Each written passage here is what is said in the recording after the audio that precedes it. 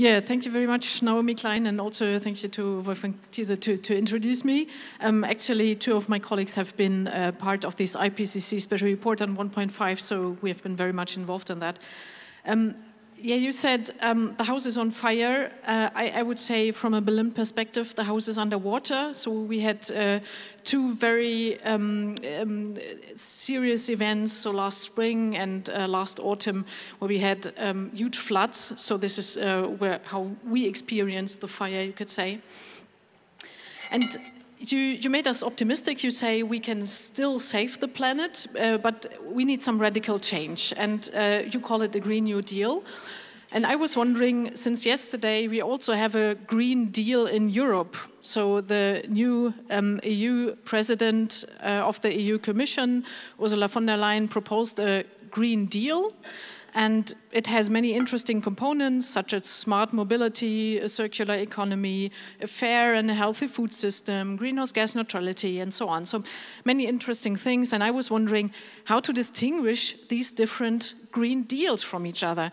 I don't want you to comment on the European Green Deal, but I was wondering, what are the key ingredients of a Green Deal? And I'd like to pin it down to two major topics now in our talk.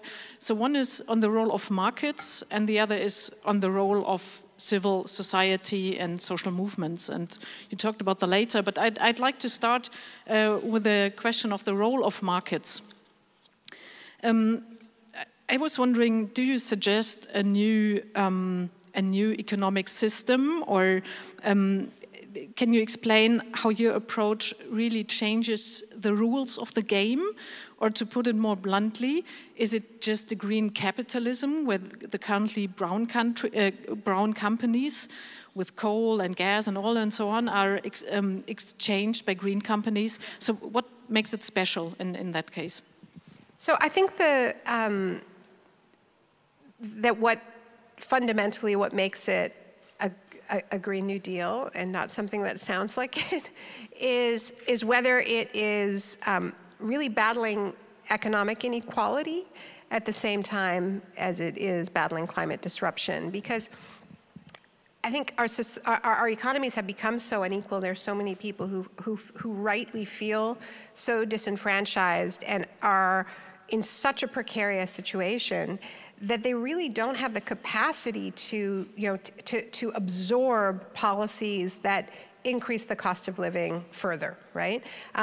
People have already made a lot of sacrifices, right? I mean, these questions of, well, will people be willing to sacrifice? Well, I mean, maybe if we were 30 years ago and they hadn't sacrificed their pensions and they hadn't sacrificed their labor protections and they hadn't sacrificed, their healthcare plans, well, maybe they'd be more open to sacrificing, something for the climate. So this is, where I think the key components of a Green New Deal are like, is it raising the floor in terms of people's economic security, right? And so these social guarantees, I mean, these are the key parts of it. Like, in the U.S. plan, there's a job guarantee, there's a housing guarantee, healthcare. I mean, it's a huge investment in economic rights, which is not just green capitalism, it's a decommodification, right? So it's not to say that there's no role for markets. I don't think anybody that I know of who's seriously involved in this debate is saying we're going to abolish private property, there's no role for markets. There is a role for markets, but in the parts of the transition that we absolutely cannot get wrong, right? There have to be things that are brought out of the market and where we're not applying market logic to them at all. And so this is what really distinguishes the Green New Deal that came out of that process that I was describing with Alexandria Ocasio-Cortez, and that has been adopted by different presidential candidates like Bernie Sanders and to some extent Elizabeth Warren. And is it mainly a rechannel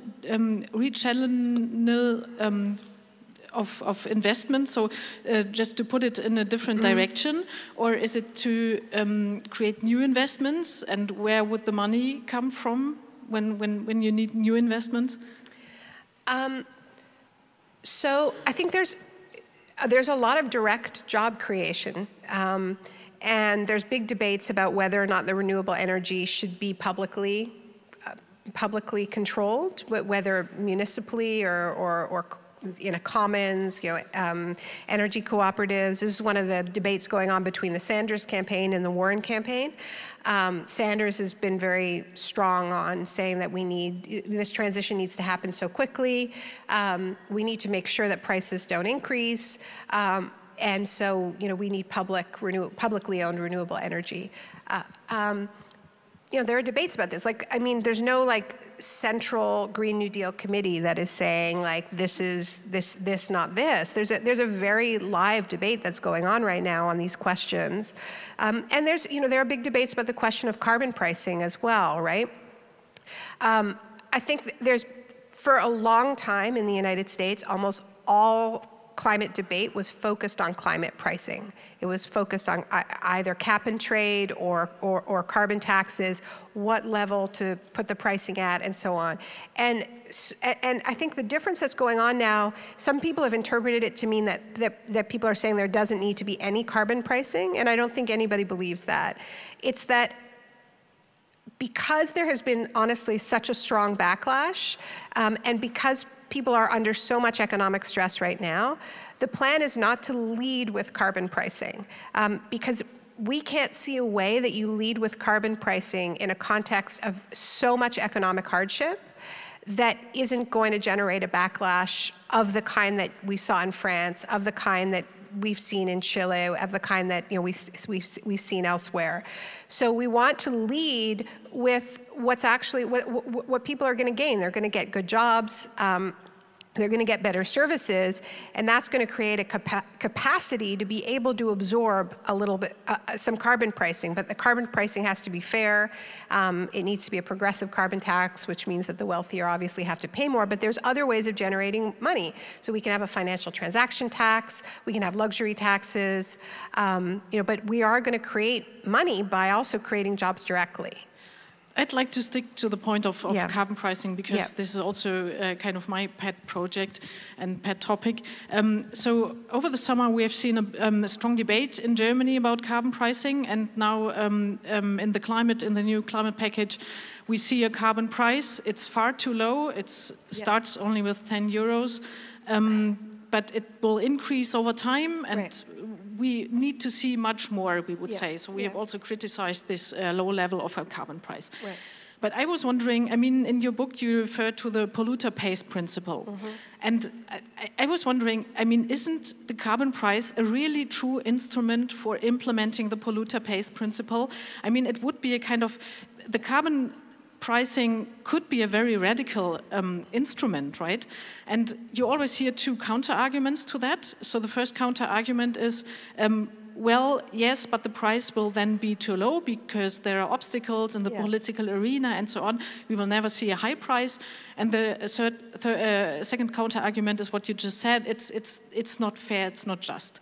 And I would argue even a low carbon price can do a job. So we have seen the example in the UK where they have phased out coal with a very low carbon price, but it was mainly a carbon price who did the job to phase out coal in the UK.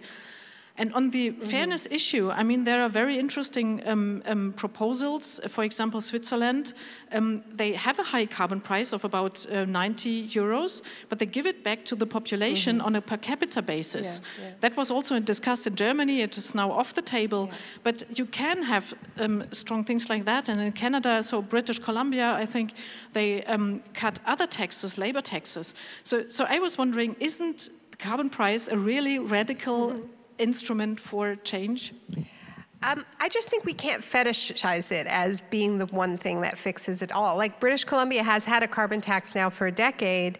It's every year that it has been in place, except for one, emissions have gone up in British Columbia. And that was 2009 in the middle of the financial crisis, and that's why emissions didn't go up that year.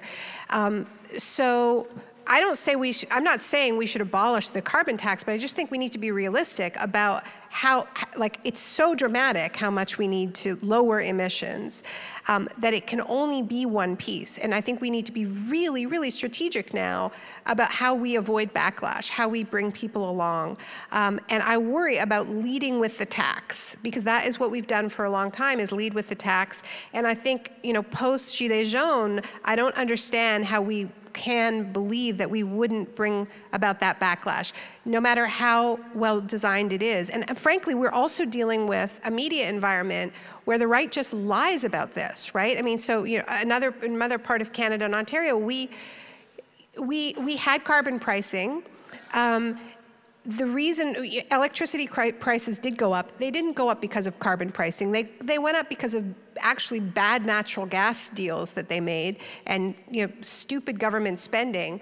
But the fact is that a populist right-wing politician was able to associate it with climate action enough that he won an election. The first thing he did was roll back climate pricing. So I just think looking around the world, we're seeing that we're in a very, very volatile populist moment. And we have to be careful, because we have so little time, not to trigger that. So yes, carbon pricing is part of it, but I personally don't think that we can lead with it right now. Okay, so one part of the game. Another aspect, I mean, implicitly, you already mentioned it, you say the role of inequality is important to you, and we have to find a fair and just deal. And you mentioned the wealth tax or property taxes, and also to dry up tax havens. And I think this is an important topic. Where do you see the social movements for that? I mean, for the climate crisis, we now have that kind of movement, but for the other measures to tackle inequality, do you see any signs of that? Well, you know, I used to say like that. I used to go around saying that I was trying to broker movement mergers, you know, that was how I sort of saw my role, because I have been writing about climate change now for a decade, but prior to that, most of my writing was on economic inequality, and, you know, I sort of came to this via writing about what I call the shock doctrine, and having been in New Orleans after Hurricane Katrina and watching how climate change sort of supercharged disasters become these opportunities to create more inequality, because that's actually what our system does, is that actually it doesn't respond to climate fuel disasters with justice. It's quite the opposite. We've seen many examples of this, most recently in Puerto Rico, where in the aftermath of disasters, they closed hundreds of schools, they introduced privatized school systems, they sell off public hospitals. So it's quite the opposite in terms of what's happening. And we have very siloed social movements. We have the people who are working on tax havens over here, and the people who are working on homelessness over here, and the people who are working on climate over here. And the real breakthrough of the Green New Deal in the North American context is that we have a cross-pollination happening between these very siloed movements. And there are various reasons why our movements have become as siloed as they have been, and we could talk about that. But this has become a way to bridge that, right? So there's like part of the platform. One of the things that was introduced a couple of weeks ago was a Green New Deal for housing plan that was introduced by Alexandria Ocasio-Cortez and Bernie Sanders, working with housing rights activists and climate activists. And this is a coalition that we haven't seen. We see people working on homelessness are not the same people as working on climate change. I think there are many opportunities like that. It's really, like I say, like the Green New Deal is not a climate plan. The Green New Deal is a plan for the next economy. And so it's an opportunity for us to get out of our sort of issue boxes and come together and come up with a people's platform and pressure all the political parties to adopt it. So I think we need to think a lot, much more holistically than we have been so far. And one of the things that I find really exciting and have definitely noticed there's a real difference between the kind of the generation of climate activists that went to Copenhagen and the generation of climate activists who are on the streets right now, this generation of young people they're really excited about tackling multiple injustices at the same time. They are intersectional through and through.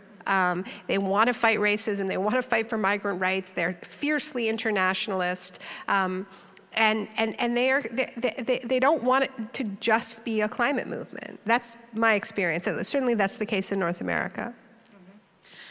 I mean, the social movements, of course, we see progressive social movements, but we also see a lot of resistance. Yeah. Just an example are the coal workers. Yeah. We had in Germany a long discussion about how to phase out coal. We had a long coal commission that came up with a compromise that is a kind of compromise that is really bad for the climate, because we have a very late phase out in the year 2038. But of course, I mean, we also see losers of this kind of transformation. So coal workers, they really lose their jobs. You can compensate them with money, but that's not all, right? It's also about dignity, and you need a job for yourself. And I was wondering, you briefly mentioned the unions. What kind of role do you see for unions also to play a more progressive role here? Or perhaps in different countries they are more progressive. In Germany, it depends on the union. Yeah, it does depend on the union, and the coal phase out is much too far off, and it's disappointing because Germany has been a climate leader, and we really do need Germany to lead, and there has been incredible leadership in the energy transition, in interesting models of ownership for renewable energy that break through resistance. You know, there's resistance to renewable energy in a lot of areas because it's all privately owned. And you know, I was in Iowa recently, which everybody goes to Iowa at this time of year in the United States. But you know, they have a lot of wind power in Iowa, but it is mostly owned by private utilities who have increased electricity costs, and you know, and people haven't been given any input into, you know, where it goes and so on. And so there's a backlash because they're seeing these are profitable companies. They're paying their CEOs millions of dollars. They're paying their shareholders millions of dollars, but their utility prices are going up month after month. So it generates backlash, like so much of this. They're very inspired by what has happened in Germany and in Denmark with renewable energy, but it doesn't mean much if you don't phase out coal. And so I don't mean to sound like, oh, well, we're just going to do the easy stuff and we'll put off those hard decisions. I don't have the answer to, you know, how to deal with trade unions that are blocking this. We have similar issues where I come from around the Alberta tar sands and the similar vested interests in continuing to dig up this very, very high carbon source of oil that we have in Alberta, this semi-solid oil that takes 3 times more energy to refine than a conventional crude oil. As we have proposed our versions of a Green New Deal, they have, you know, undercut it, and they have tried to block it. I think there's a couple areas that we're trying to explore now. One has to do with jobs. I mean, in the text of the Green New Deal resolution in the United States, it talks about not just a transition, right? A just transition, because what people in the trade union movement say is that when they hear the word transition, it just means that you're going to get fired and maybe get a little bit of money, and that's about it. They've had so many bad experiences with unjust transitions that they've really lost faith in even the whole concept. And so that's why there's much more aggressive language in guaranteeing salary levels and benefit levels for workers whose jobs are being changed. The other thing that we're focusing on is that there's actually a huge amount of labor in just cleaning up and remediating the land after mining and drilling. And in a lot of cases, the companies, the coal companies and the oil and gas companies are dumping these messes onto the public, and they're not cleaning up after them. Now, this doesn't even require much retraining to do this cleanup work. So I think we should be prioritizing that work and the land remediation work, the cleanups. But I also think we need to be building partnerships with unions who are less resistant. So one of the things that we tend to do in the climate movement is we do the hardest partnerships first with the trade union movement. So we go to the unions that have the most to lose, and we often fail. And so what we're trying to do now is a little bit of a different approach, which is a kind of a coalition of the willing, right? So there are unions who are excited about this, and obviously workers in renewable sectors. But in addition to that, one of the things we've been trying to do is redefine what a green job is. So when we think about a green job, we usually think about a guy in a hard hat putting up a solar panel. But the truth is that it doesn't burn much carbon to take care of kids, or to take care of the elderly, or to teach children. And not only are these low-carbon workers overwhelmingly women, many of them immigrant women, but when there are disasters, they're also first responders. They're on the front lines of disasters. They're saving lives. So we're saying, well, why don't we talk about how we can change our schools and our hospitals so that we get to zero carbon? And people are really excited about it, and they want to work with us. And these are the unions that are endorsing the Green New Deal first. And so I think we need to create constituencies of workers who are going to fight for this vision because they have a huge amount to gain. And then there's going to be some battles within the trade union movement. And I also think there's going to be battles within unions, and there should be. I think younger workers need to be holding the union leadership accountable who aren't fighting for their futures. But I'm not saying it's easy, but I think that there's some strategies, we have to be a little bit more strategic in how we go at this. Yeah, thank you for pointing that out. And before you said you're accused of being optimistic. And now my last question, because we are running out of time, you can prove that you are optimistic. So in Germany, we have seen really a very strong Fridays for Future movement. So we haven't had the Yellow Vest movement, but we had 1.4 million people on the street in September. So really pushed by Fridays for Future. But the German government, came out with a climate package that is really not enough to reach the 2030 targets. So I do not know any researcher who would say, yes, that's enough to reach our own set targets. And now what I experience, I talk a lot to these young people, they are 16, 17, and they are quite frustrated because they went to the streets over the whole year, and now they said, okay, the politicians are not listening, what can we do?